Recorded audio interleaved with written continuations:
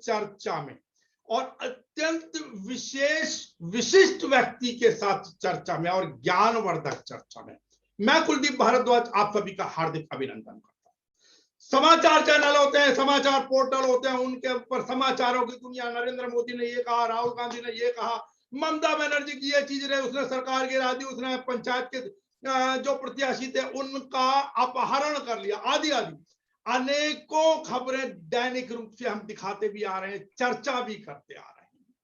लेकिन याद कीजिए, हमने कुछ समय पहले एक आपसे वादा किया था, और वादा किया था कि हम धर्म के ऊपर भी चर्चा कहीं ना कहीं करेंगे। और विशेष रूप से हमने निवेदन किया था, उस समय जो हमारे साथ सम्मिलित हुए थे उस दिन एक विशेष चर्चा के ऊपर धर्म से संबंधित चर्चा थी, ज्योतिष से संबंधित चर्चा थी। डॉली बाबा आश्रम सतना मध्य प्रदेश से श्री पीयूष दास जी महाराज, और हमने निवेदन किया था उनसे शत्रुघ्न प्रसंग में सुनने के लिए। रामचरितमानस आपने बहुत पढ़ी होगी, और भी अन्य भाषाओं के अंदर श्री राम जी की कथा और रामायण आपने पढ़ी होगी, अध्ययन किया होगा, बल्कि मैं कहूं उनके अंदर राम जी के चरित्र से हम सब भली भांति परिचित हैं, सीता जी के चरित्र से वाकिफ हैं, लक्ष्मण जी से भी वाकिफ हैं, और काफी हद तक भरत जी से भी वाकिफ हैं। लेकिन कहीं ना कहीं अगर छोटी सी एक चीज, मैं समझता हूं वर्णन में कमी नहीं रही होगी शायद, लेकिन मेरे और आपके ज्ञान में, और विशेष रूप से मैं अपने ऊपर डालूं, मुझे कम से कम भरत जी के चरित्र के संबंध में बहुत कम ज्ञान, और उसी ज्ञानवर्धन के लिए और कोई भूमिका नहीं मानते। हमारे साथ डॉली बाबा आश्रम सतना मध्य प्रदेश से श्री पीयूष दास जी महाराज हैं। महाराज श्री, आपका हार्दिक अभिनंदन। नमस्कार इंडिया की आज की विशेष चर्चा में। और मैं बता दूं, डॉली बाबा आश्रम से जो पीयूष दास जी महाराज हैं, इनसे मेरा परिचय से दिसंबर के महीने में हुआ था पिछले वर्ष, और बामुश्किल 6-7-8 मिनट की मुलाकात थी। वह एक छोटा सा प्रसंग आपने भरत जी से संबंधित सुनाया था, और फिर शत्रुघ्न से। उसी समय से मन के अंदर भाव था कि बेशक हम लोग समाचारों की दुनिया से जुड़े हैं, लेकिन सनातन को जानना, सनातन का प्रचार और प्रसार भी लगातार करते रहना।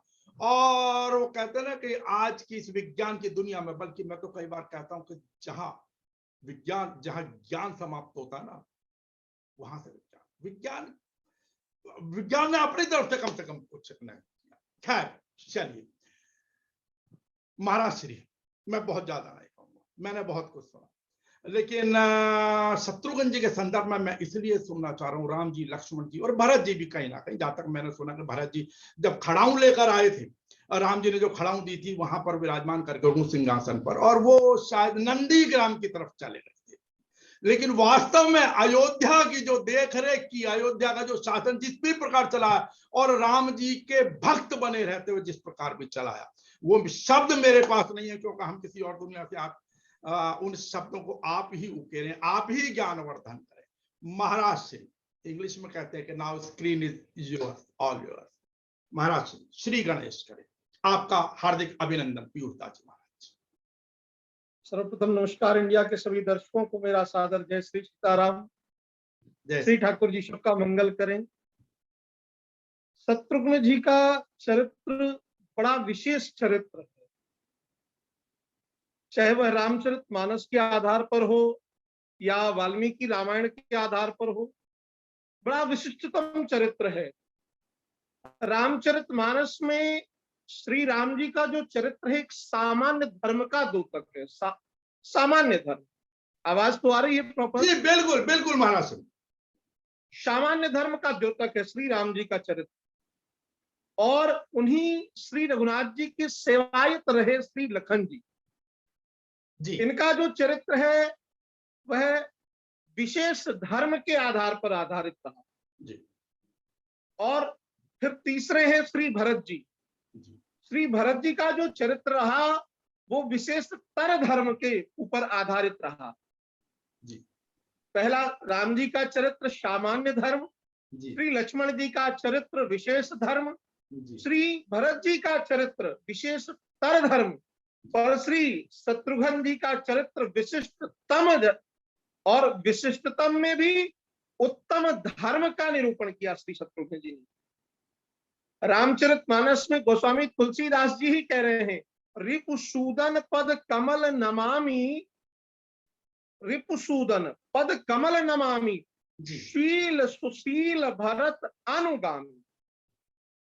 प्रायः शत्रुघ्न जी के चरित्र को जो उज्ज्वलता प्राप्त होनी चाहिए, या मैं कहता हूं वक्ताओं ने या लेखकों ने थोड़ा अभाव रखा शत्रुघ्न जी के चरित्र पर। मेरी दृष्टि में श्री शत्रुघ्न जी जैसा पात्र रामचरितमानस में दूसरा कोई है ही नहीं। ऐसे विशिष्ट पात्र हैं। मैं इन चारों जो विषय मैंने आपको कहे, सामान्य धर्म, विशेष धर्म, विशेषतर धर्म और विशिष्टतम धर्म, इन चारों के विषय में 2-2 मिनट का समय लेकर के मैं बताऊंगा। जी अवश्य अवश्य। सेवा के आचार्य श्री लक्ष्मण जी हैं। श्री रघुनाथ जी की चरण सन्निधि में निरंतर रहते हैं।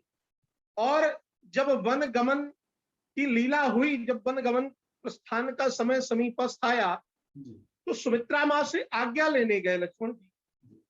जब लक्ष्मण जी आज्ञा लेने गए तो सुमित्रा जी ने कहा, लक्ष्मण तुम्हें पता है राम वन क्यों जा रहे हैं? तुम्हारे भाग राम बन जाही, तुम्हारे भाग्य से राम बन जा रहे हैं। क्यों तुम्हारे भाग्य से जा रहे हैं? इसलिए तुम्हारे भाग्य से बन जा रहे हैं क्योंकि लक्ष्मण तुम्हारा जीवन बन जाए, इसलिए वो बन जा रहे हैं। और वास्तविकता भी यही है कि राम जी यदि बन गए तो कईयों का जीवन बन गया। बहुत। और सुमित्रा जी ने कहा कि यहाँ पर एक धर्म है, तुम्हारे पिता दशरथ हैं, मैं तुम्हारी माँ हूं, पर लक्ष्मण अब आज से राम ही तुम्हारे पिता हैं और जानकी ही तुम्हारी माता। ये हुआ विशेष धर्म। अब हम आते हैं विशेषतर धर्म, श्री भरत जी का धर्म। भरत जी एक ऐसे पात्र हैं, भरद्वाज मुनि कि जब आश्रम में भरद्वाज जी के यहाँ पधारे भरद्वाज जी ने पूछा कि भरत आप अपना परिचय दो, तुम कौन हो? भरत जी ने कहा, गुरुदेव दशरथ नंदन भरत। बोले नहीं, दशरथ नंदन भरत तुम हो नहीं सकते। बोले क्यों? भरत जी ने कहा, हाँ ठीक कहते हैं आप, मैं दशरथ नंदन भरत होने लायक नहीं। क्यों नहीं हूं? क्योंकि ये वही दशरथ हैं, प्रिय तन तृण इव परिहर्यौ, जो एक तिनके के समान राम के वियोग में अपने प्राणों को त्याग दिया, और मैं अभागा भरत अभी तक जीवित बैठा, मैं दशरथ नंदन कहलाने लायक नहीं। फिर कहा अपना दूसरा परिचय दो, तो दूसरा परिचय दिया कि मैं कैकेयी पुत्र भरत। फिर तो भरद्वाज जी ने कहा, नाना तुम कैकेयी पुत्र भरत भी नहीं। वस्तुतः कैकेयी को जिस दृष्टि से देखा, ये चर्चा मैं विस्तृत करूंगा किसी दिन आपके साथ ही जुड़ करके, पर इसलिए यहां पर मैं स्मरण करूंगा क्योंकि शत्रुघ्न जी के चरित्र को उज्ज्वलता यहीं से प्राप्त होगी। कैकेयी ने जो कार्य किया वो संभवतः संसार की कोई नारी नहीं करना चाहेगी और न किया किसने। कैकेयी ने जो कार्य किया वो समुद्र मंथन के समय भगवान शिव ने किया था। जब समुद्र मंथन हुआ तो विष निकला, देवताओं और दैत्यों के मध्य जो मंथन हुआ उसमें विष निकला, और वह विष किसने पान किया? भगवान महादेव ने पान किया। यहां पर भी मंथन हुआ। किसका मंथन हुआ? शील सिंधु श्री राम ने प्रेम सिंधु भरत का मंथन किया, और मंथन किया तो निकला क्या? यहां पर भी विष निकला, और उस विष का पान किसने किया? कैकेयी ने किया। कैकेयी ने किया उस विष का पान, स्वयं गरल का पान किया। कैकेयी के लिए श्री विनीत बिहारी दास जी कहते हैं, स्वयं गरल का पान किया और जग को अमीय पिलाया, ऐसी मां कैकेयी की महिमा जग ही जान न पाए। कैकेयी ने गरल का पान करके विष पान किया। भगवान शिव बड़े प्रसन्न थे, चलो मैं ही केवल विष पीने वाला था, आज कैकेयी भी विष पीने वाली बन गई। तो कैकेयी का चरित्र बड़ा उज्जवल चरित्र, कभी समय मिलेगा तो इस पर विस्तृत चर्चा करेंगे। श्री भरत जी विशेषतर धर्म इसलिए कहा गया क्योंकि भरत जी ने कहा, श्री राम जी के पास जब गए तो भरत जी ने बड़ी सबकी बातों को नकार दिया। वशिष्ठ जी, जनक जी, श्री कौशल्या जी, कैकेयी जी, सबकी बातों को नकारा भरत जी ने। फिर मन में विचार किया कि मैं प्रेमी हूं। श्री भरद्वाज जी ने कहा कि भरत, तुम्हारा परिचय मैं बताऊं? तुम कह रहे हो दशरथ नंदन, कैकेयी नंदन, रामानुज भरत, ना, ये तुम्हारा परिचय नहीं है। परिचय क्या है भरत तुम्हारा? तो भरद्वाज जी कहते हैं, मैं कहता हूं तुम्हारा परिचय, संसार में धर्मवत आचरण करके यम नियम जप तप का फल क्या हो सकता है? भगवान के दर्शन, भगवान का दर्शन मिल जाए, ये जीवन का फल है। और प्रभु, मैं कहूं कि भगवान के दर्शन का क्या फल होगा? भरद्वाज जी ने कहा, भरत, मैंने राम का दर्शन किया, ये मेरे भजन का फल था, ये मेरे जप का फल था, ये मेरी आध्यात्मिकता का फल था। पर भरत, मुझसे कोई पूछे कि आपके साधन का फल तो मिला आपको राम का दर्शन, और राम के दर्शन का फल क्या हो सकता है? तो मैं यही कहूंगा, भरत, यदि राम के दर्शन का फल कुछ हो सकता है तो वह है भरत का दर्शन। वाह, जय। तुम्हारा दर्शन हो गया मुझे भरत, तो मुझे ऐसा लगा जैसे राम के प्रेम का दर्शन हो गया। राम प्रेम, और गोस्वामी जी ने इसकी पुष्टि भी की अयोध्या कांड में, श्री राम प्रेम पीयूष पूरन होत जन्म न भरत को। यदि राम जी के प्रेम को, भरत जी का जो प्रेम है, मैं निवेदन कर दूं, यह गोपी भाव का प्रेम। भागवत में गोपियों का जो प्रेम है वही प्रेम श्री भरत जी का है। और भरत जी का प्रेम कैसा है? कहे राम जी के प्रति ऐसा प्रेम है, इसको कहते हैं अपने स्वामी के सुख में सुख का अनुभव करना। तत्सुख सुखित्व वाक्य है, तत्सुख सुखित्व, स्वामी के प्रेम में सुख का अनुभव करना। और श्री भरत जी संकोच में कहे, प्रभु, जिसमें आपकी प्रसन्नता हो आप वह कार्य कीजिए। तब श्री रघुनंदन ने अपनी पादुका दी, और पादुका लेकर के भरत जी आए, नंदी ग्राम में स्थापित किया, राज सिंहासन पर उन पादुकाओं को विराजा। और ग्रंथों में तो यहां तक वर्णन है कि श्री भरत जी भूमि पर नहीं, अपितु भूमि से करीब 8-10 हाथ गड्ढा करके उस गड्ढे में रहते, किसी से नहीं मिलते, वैराग्य वेश बना करके, पीला वलकल वस्त्र धारण करके, जटा मुकुट धारण करके रहते हैं। और भोजन क्या करते हैं? गौमूत्र से धुल करके जौ का भोजन करते हैं। ये तो भरत जी की दशा है।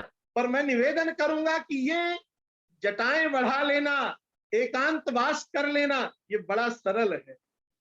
श्री शत्रुघ्न जी ने जो त्याग किया, वह त्याग में आपसे निवेदन करूं, संभवतः किसी पात्र ने ऐसा त्याग नहीं किया जो श्री शत्रुघ्न जी ने त्याग किया। यदि भरत जी किसी व्यक्ति से मिलते थे तो वह थे श्री शत्रुघ्न जी। और जब प्रथम भेंट हुई भरत जी से, 14 वर्ष के वनवास, प्रभु से पादुका लेकर के आए, नंदी ग्राम में वास करने लगे, प्रथम भेंट हुई, केवल मिलते ही थे। किससे? शत्रुघ्न जी से माह में एक बार। भरत जी ने कहा, शत्रुघ्न, मैं तुम्हारे ऊपर बहुत बड़ी जिम्मेदारी छोड़ने जा रहा हूं, ये जिम्मेदारी तुम्हें निष्ठापूर्वक निर्वहन करना है। संभवतः ये बड़ा क्लिष्ट है, बड़ा कठिन है। तुम प्रयास करना कि अयोध्या में किसी की आंख में आंसू ना रहे। तुम परिश्रम करना कि अयोध्या के पशु पक्षी जीव जंतु सब प्रसन्न चित्त रहे। श्री शत्रुघ्न जी ने श्री भरत जी को वचन दिया।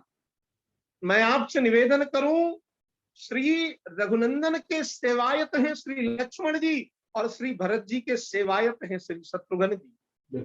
श्री राम जी के दास हैं श्री भरत जी, और भरत के दास हैं श्री शत्रुघ्न जी। माने दासानुदास सेवायत हैं शत्रुघ्न जी। शत्रुघ्न जी ने वचन दिया कि भैया, मैं आपको वचन देता हूं, मैं पूर्णतः प्रयास करूंगा कि अयोध्या में कोई भी व्यक्ति दुखी ना। शत्रुघ्न जी आज्ञा लेकर के अयोध्या प्रवेश किए हैं, पहुंचे हैं, तो सबसे पहले श्री राम जी की गौओं के समीप गए।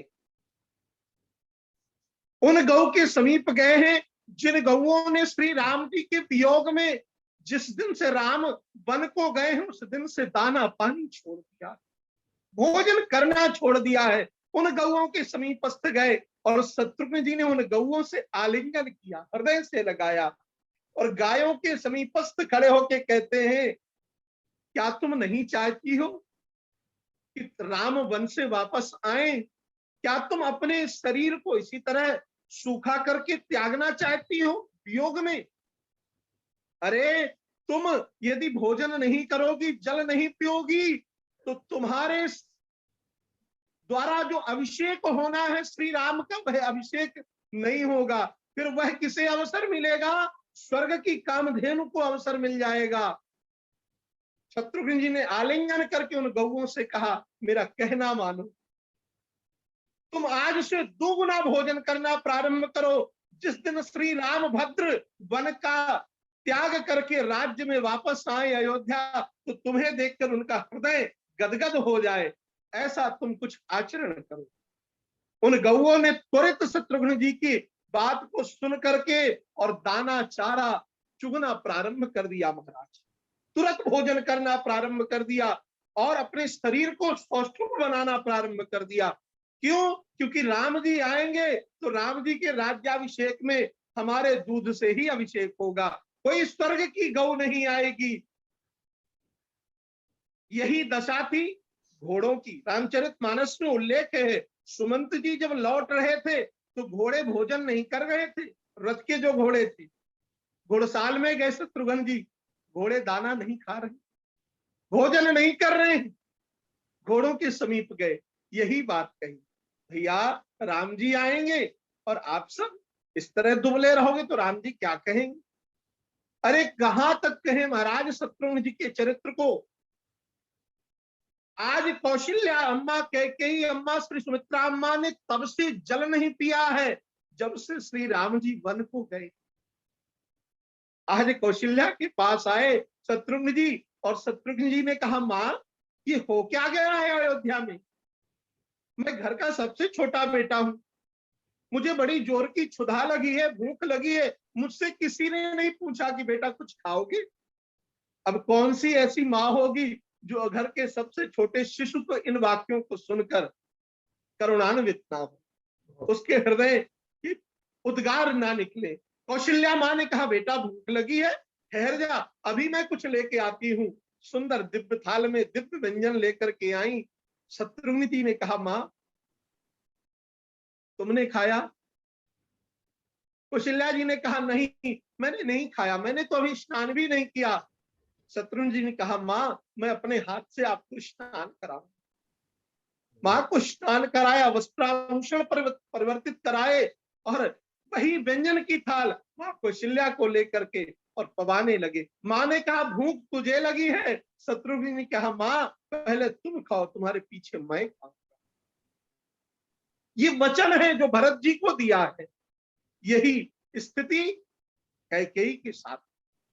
कैकेयी के पास गए, श्री सुमित्रा जी के पास गए, सुमित्रा जी ने भी शत्रुघ्न का कहना मान।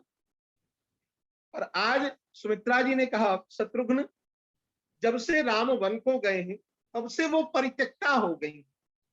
कैकेयी अपने आप को अपेक्षिता मान बैठी हैं, तुम जाओ उनके पास और जाकर के उन्हें भी कुछ दिलासा दो। शत्रुघ्न जी गए तो दरवाजा खोलने के लिए मंत्रा, बस वही एक सेविका बची थी उनकी, बाकी तो सब उनसे मतलब ही छोड़ चुके थे। मंत्रा ने दरवाजा खोला तो भयभीत हो गई कि कहीं उस बार तो जब शत्रुघ्न जी ने पीटा था तो बचाने वाले भरत थे, आज यदि ये पीटेंगे तो मुझे कौन बचाएगा। पर बात ये नहीं थी। शत्रुघ्न जी ने दरवाजा खटखटाया, मंत्रा ने दरवाजा खोला और सीधे कैकेयी माँ के पास गए, प्रणाम निवेदन किया, माँ प्रणाम करता हूं मैं शत्रुघ्न। तो कैकेयी ने कहा, किसको प्रणाम करते हो? यहाँ प्रणम्य न दिखे कोई है, यहाँ कोई प्रणाम करने योग्य नहीं है, तुम किसे प्रणाम करते हो? आपको करता हूं। क्यों करते हो? आप मेरी मां। अरे आप मेरी मां हो? कैकेयी ने कहा, हाँ मां तो हूं, पर मैंने मां होने जैसा कार्य नहीं किया। और इस स्थिति में कैकेयी की विह्वल दशा देखिएगा। कैकेयी क्या कह रही है, यहां प्रणाम मत करो किसी को, यहां प्रणाम कोई नहीं है। फिर स्मरण आया, एक ही था जो प्रणाम करता था, एक ही था जो प्रणाम करता था, जिसने बचपन से मां कहना सीखा था। हतभागिन मैं ऐसी रही, उसके बन जाने पर रोई नहीं। मैं इतनी अभागन थी कि रो भी नहीं सकी बन जाने में। शत्रुघ्न जी ने कहा, मां आप इतना दुखी मत हो, आपने तो भरत जैसे पुत्र को जन्म दिया है, भरत जैसे भक्त को जन्म दिया है। कैकेयी दूसरे क्षण कही, हाँ तुम ठीक कहते हो, मैं कीच ही सही, कीच माने कीचड़, मैं कीच ही सही, मैं दुर्गंधमयी कीच ही सही, मैं कीचड़ ही सही। पर एक बात कहूं शत्रुघ्न, इस कीचड़ ने भरत जैसा कमल उत्पन्न किया।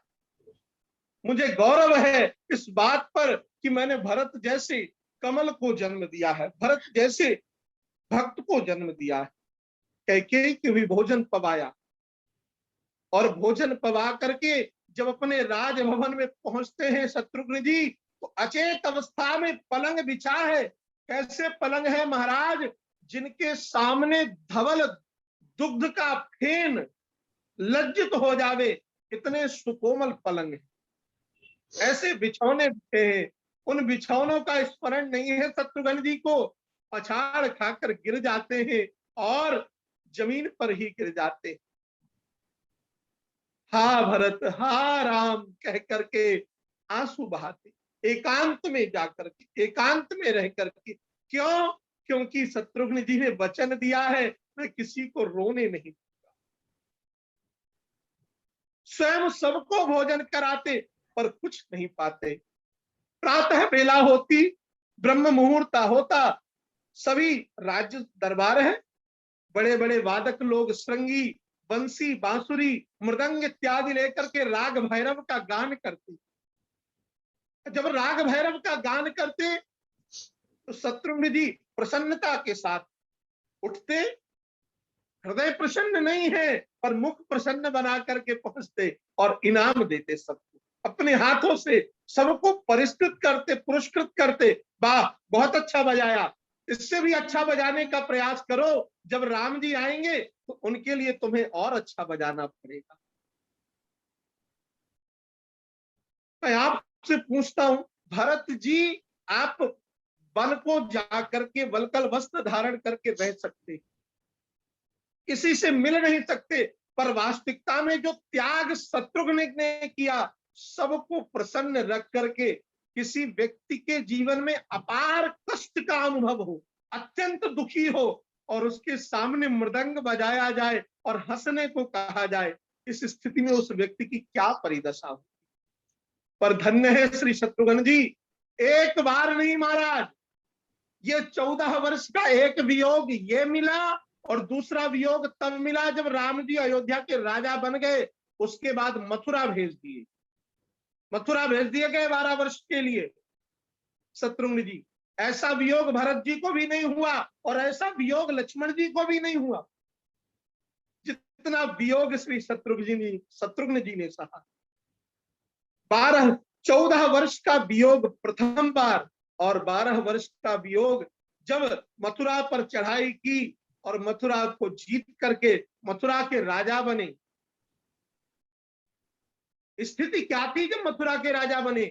जब से मथुरा को जीता था तब से जल की बूंद भी नहीं पी थी श्री शत्रुघ्न जी। वहां के मथुरा के ब्राह्मणों ने संदेश भेजा श्री राम जी के पास, श्री भरत जी के पास, कि महाराज आप शीघ्र आवो, नहीं तो शत्रुघ्न जी बहुत दिन तक जीवित नहीं रहेंगे। आपके वियोग में इन्होंने तो जल भी त्याग दिया। श्री राम जी गए, क्योंकि अगला जन्म तो भगवान को कृष्णावतार का मथुरा में ही लेना है। पर शत्रुघ्न जी का वियोग, वहां के ब्राह्मणों ने ऐसा उपाय किया कि शत्रुघ्न जी के वियोग को दूर करने के लिए वहां के ब्राह्मणों ने रामलीला का मंचन प्रारंभ किया। और रामलीला का मंचन उसी काल से, त्रेता काल से ही आज भी श्री राम जी, रामलीला का मंचन अयोध्या का प्रसिद्ध नहीं है, रामलीला का मंचन तो मथुरा का ही प्रसिद्ध। त्रेता काल में 12 वर्ष तक वहां के ब्राह्मणों ने पूरी राम चरित्र की लीला रामलीला के माध्यम से शत्रुघ्न जी को दिखाई, जिसे देख देख करके शत्रुघ्न जी जीवित रहे।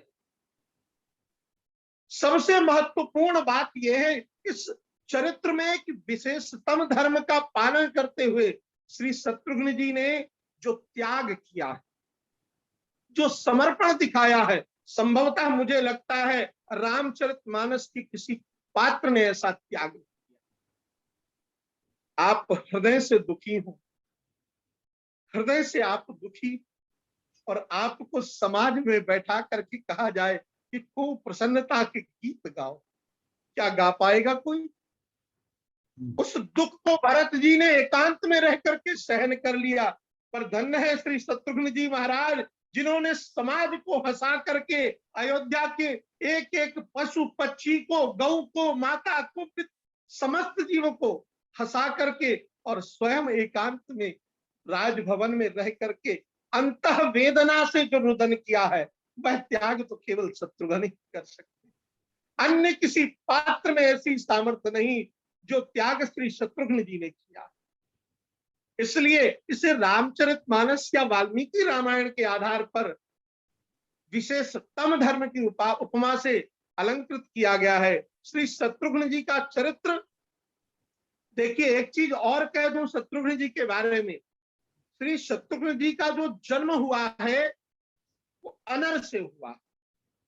श्री दशरथ जी ने पुत्र कामेष्टि यज्ञ किया, उस पुत्र कामेष्टि यज्ञ से वैश्वानर प्रकट हुए। वैश्वानर ने हव्य का भाग दिया, खीर का भाग दिया।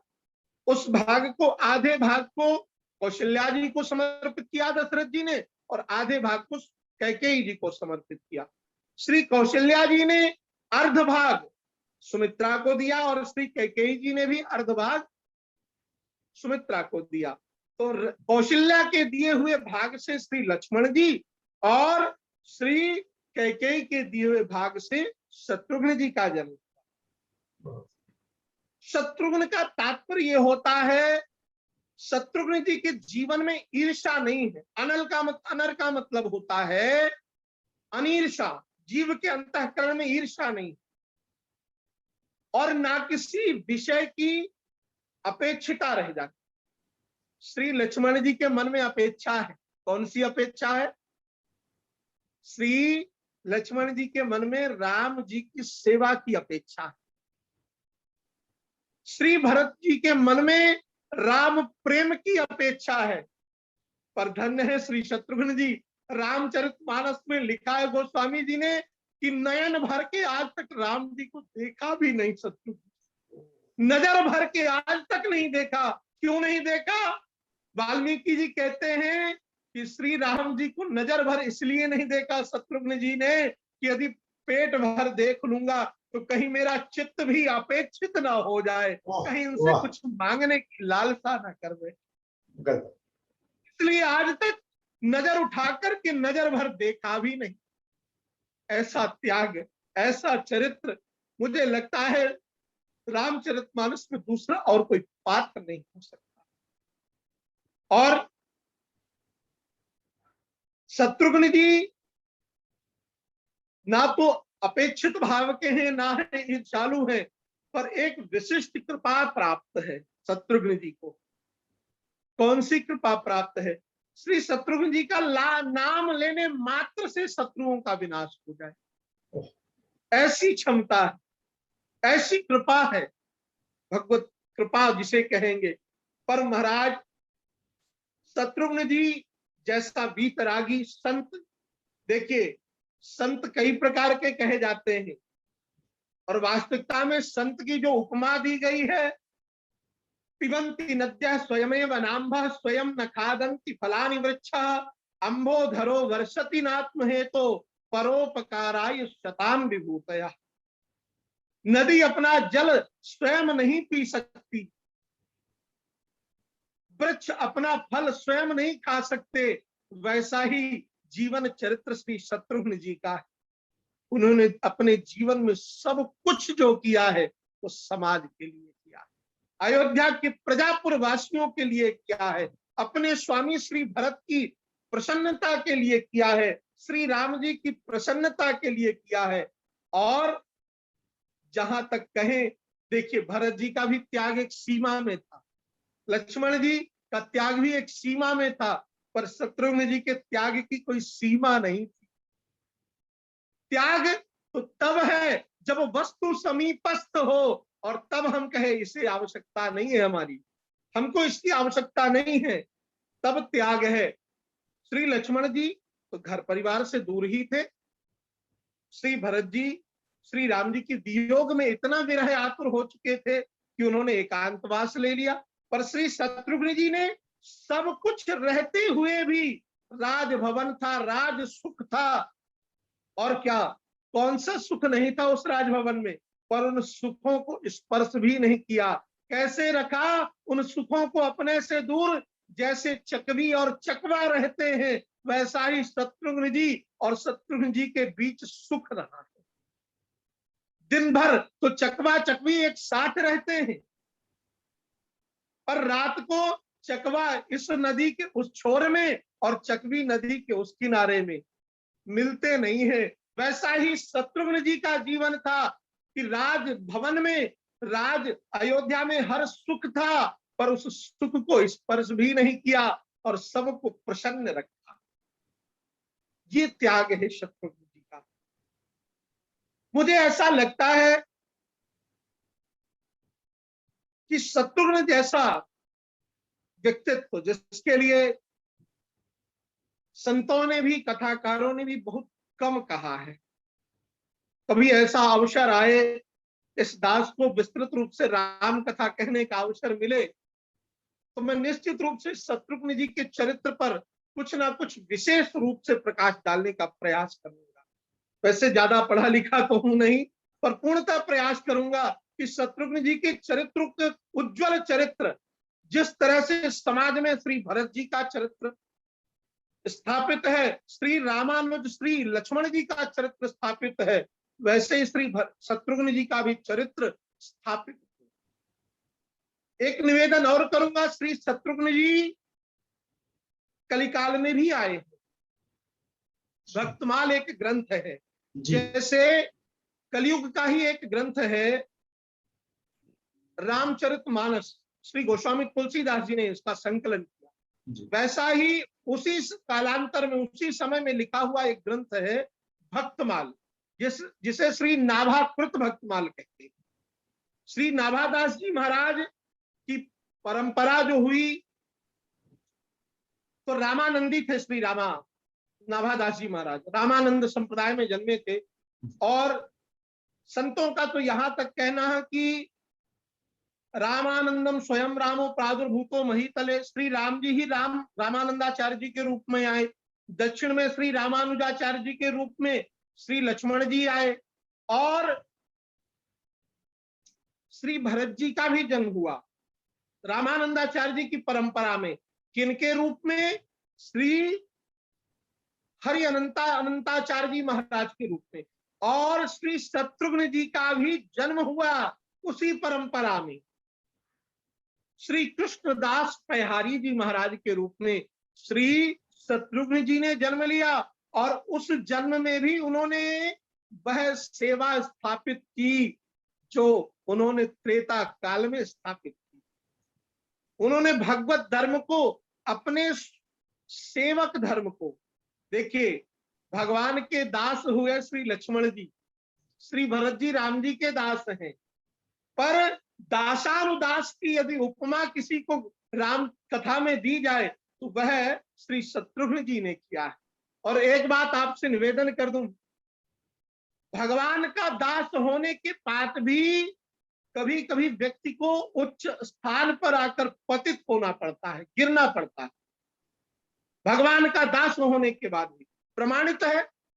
चित्रकेतु के चरित्र को आप ले लीजिए, राजा चित्रकेतु ने कितना बड़ा पद प्राप्त किया, भगवान का दास बना, पर भगवान शिव पार्वती का अपराध कर दिया, इसलिए असुर बन गया। पर जब चित्रकेतु ने असुर बन करके और फिर उसकी स्मृति आई तो उसने भगवान से यही कहा कि प्रभु अब मुझे आपका दास नहीं बनना। क्यों नहीं बनना? क्योंकि आपका दास बनने के बाद भी जीव को गिरना पड़ता है। अब यदि मैं दास बनूंगा तो आपके दासों का दास बनूंगा, और वही काम श्री शत्रुघ्न जी ने किया। भगवान के दासानुदास बने श्री भरत जी, भगवान के दास, और श्री भरत जी के दास श्री शत्रुघ्न जी महाराज। इन्हीं शब्दों को मैं यहां, अभी समय है अपने पास क्या? 4 मिनट का समय, 4 मिनट का और समय है अपने पास, बस विश्राम। नहीं, आप कीजिए फिर मुझे के साथ जी, आप कीजिए, चालू रखिए, कोई दिक्कत नहीं। आप बोलिए महाराज, आनंद है आपका, नहीं आप जारी रखें जी। श्री शत्रुघ्न जी दासानुदास हैं, और दासानुदास बनने के बाद जीव का पतन नहीं होता जी। हमारी दृष्टि में एक निवेदन करूं, थोड़ा सा समय जरूर लगेगा जी, बोलिए। चरित्र बढ़ेगा जी। संसार में। मैं मानता हूं कि केवल अपने आप को जीव को अभक्त समझना चाहिए, बाकी सब भगवान के भक्त हैं, केवल हम ही अभक्त हैं, ऐसा भाव होना चाहिए। यही भाव शत्रुघ्न जी का कि हम ही केवल अभक्त हैं, और जब ये भाव रहेगा कि केवल हम अभक्त हैं, बाकी सृष्टि में हर प्राणी भक्त है, तो फिर अपराध नहीं होगा, भगवता अपराध नहीं होगा। ऐसा करने से श्री भक्तमाल में एक चरित्र है, बड़ा प्यारा चरित्र है जी। उस चरित्र में व्यक्ति को भगवतापराध से बचने का एक साधन प्राप्त होगा। आप कहें तो मैं निवेदन करूंगा। बिल्कुल बिल्कुल बिल्कुल कीजिए, जय जय। एक चरित्र है अंतर्मुखी राजा का चरित्र, भक्तमाल ग्रंथ में जी। वह राजा ना तो चंदन लगाते थे, ना कंठी पहनते थे, ना शिखा रखते थे, और भगवान के बड़े उच्च भक्त थे जी, बड़े उच्च भक्त थे। पर ये बात उनकी रानी को पता नहीं थी, उनकी जो पट्ट महिषी थी उन्हें ये बात पता नहीं थी। वह तो यही सोचती थी कि हमारे स्वामी तो नास्तिक है, ना तो चंदन लगाते, ना राम राम करते, पर वास्तविकता में वह राजा अंतर्मुखी भक्त थे, अंतर्निष्ठ भक्त थे। कोई चिन्ह जरूर नहीं लगाते थे, ना तिलक, ना कंठी, ना शिखा, पर भगवान से प्रेम बड़ा अविरल था उनका जी।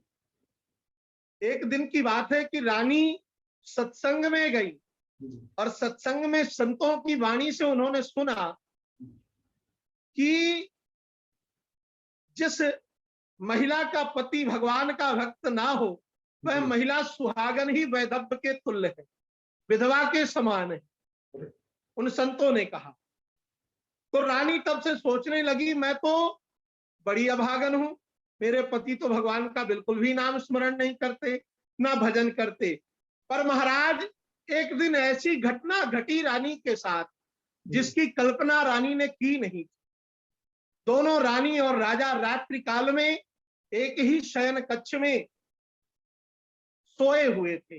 राजा स्वप्न में थे, और स्वप्न में राजा भगवान के गोपी भाव में, गोपी भाव में थे। और जब गोपी भाव में थे तो भगवान गोपी भाव में रहने के कारण गोपियों के मध्य से ठाकुर जी अलग हुए, दूर गए, तो राजा को विरह व्याप्त हो गया, भगवान के वियोग का विरह व्याप्त हो गया जी। राजा ने स्वप्न में ही आंख बंद है और जोर से गोविंद का स्मरण किया, हे केशव। जब आर्त होकर के पुकारा तो रानी की नींद खुल गई। रानी ने सोचा कि मेरे स्वामी तो बड़े भक्त हैं, मैं तो अभी तक इनको सोचती थी कि ये तो बड़े नास्तिक हैं, पर ये तो बड़े उच्च कोटि के भक्त हैं, ये तो स्वप्न में भगवान का साक्षात्कार कर रहे हैं। सवेरा हुआ, राजा तो अपने राज्यकाल में गए, पर आज रानी ने सुंदर महल को सजाया, और महल को सजा करके आज ब्राह्मणों को बढ़िया दिव्य दिव्य व्यंजन पवाने लगी, सबका निमंत्रण करने लगी ब्राह्मणों को। खूब दान दक्षिणा देने लगी संतों को बुला करके। राजा जब कार्य से निवृत्त होकर आए तो राजा ने पूछा, देवी आज महल में क्या कोई उत्सव है जो इतना श्रृंगार कर रखा है महल का, और खूब ब्राह्मणों को पवा रही हो, जिवा रही हो, खूब दान दक्षिणा दे रही हो? तो रानी ने कहा कि महाराज आज आपका जन्मोत्सव है। जी। राजा ने कहा, मेरा जन्मोत्सव कैसे? मेरा जन्मोत्सव तो अभी होता नहीं, कुछ कालांतर में है। रानी ने कहा, महाराज मेरी दृष्टि में आज आपका नया जन्म हुआ है। मैं तो सोचती थी कि आप नास्तिक हो, अभक्त हो, पर मुझे कल रात को पता चला कि आप भगवान के बड़े सन्निकट भक्त हो, अंतर्निष्ठ भक्त हो। राजा ने कहा, तुमने ऐसा क्या जाना? बोले, आप स्वप्न में ठाकुर जी के विरह वियोग में थे और आपने गोविंद का स्मरण किया और आपकी वाणी से भगवान का नाम निकला।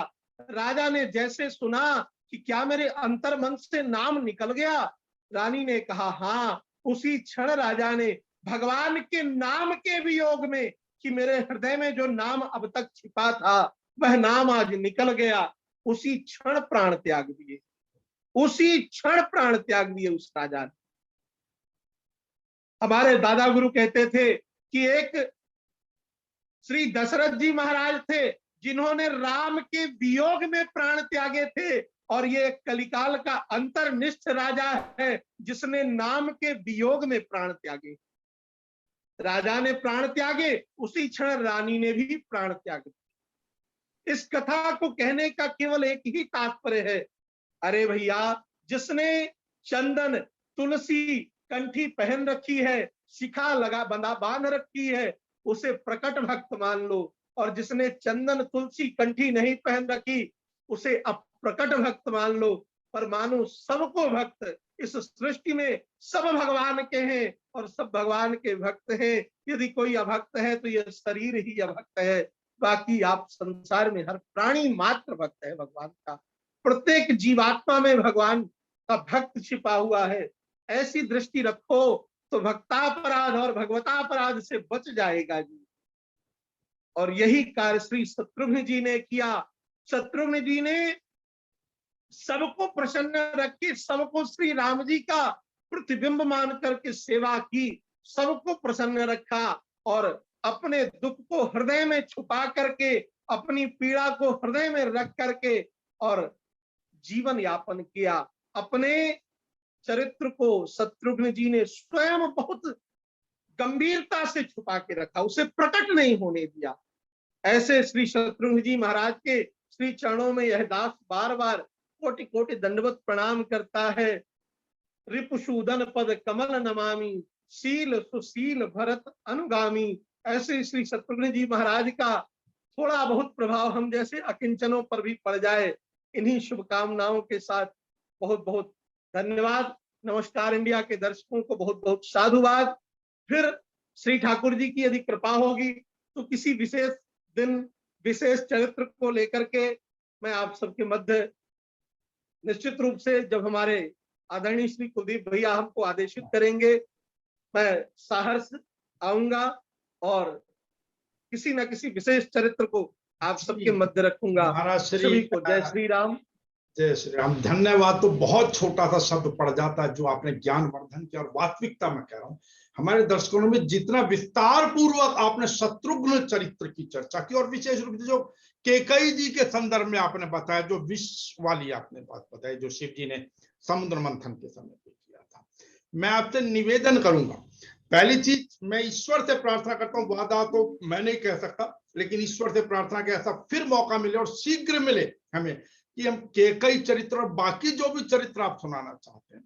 नमस्कार इंडिया का प्लेटफॉर्म, समाचार 24 घंटे चलते हैं महाराज। बहुत सीधी सी बात यह है, कहा गया दशांश तो दशांश में अगर हम 2-2.5 घंटे धर्म सनातन और मानवता के ऊपर भी अगर कहीं चर्चा हो जाए, ज्ञानवर्धन हो जाए, इसमें तो कोई बुराई नहीं है। वैसे भी आपको मालूम है इन दिनों सबसे ज्यादा चोट अगर है तो वो सनातन के ऊपर पड़ रही है, इसमें कहीं कोई बुराई नहीं है।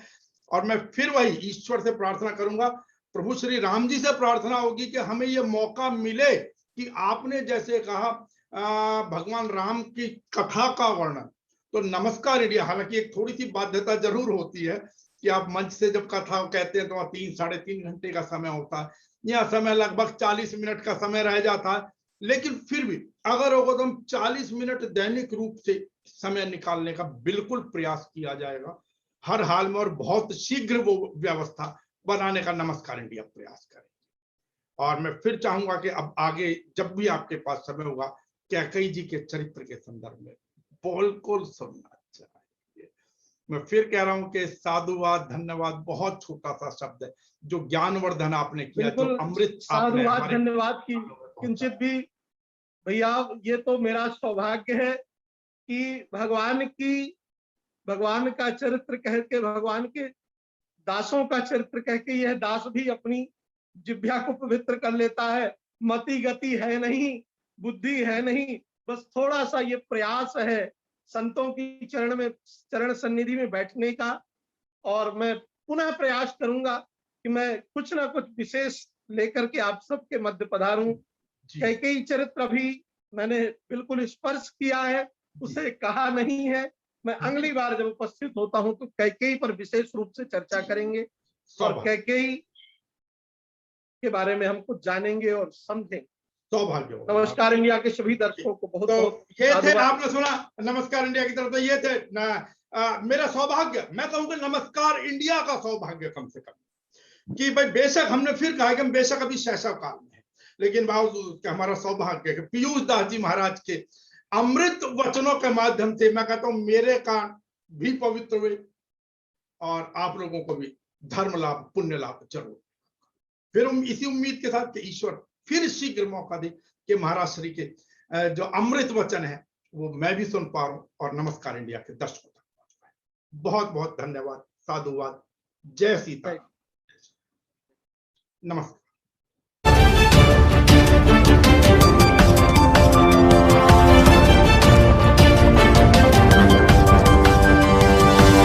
Revolution.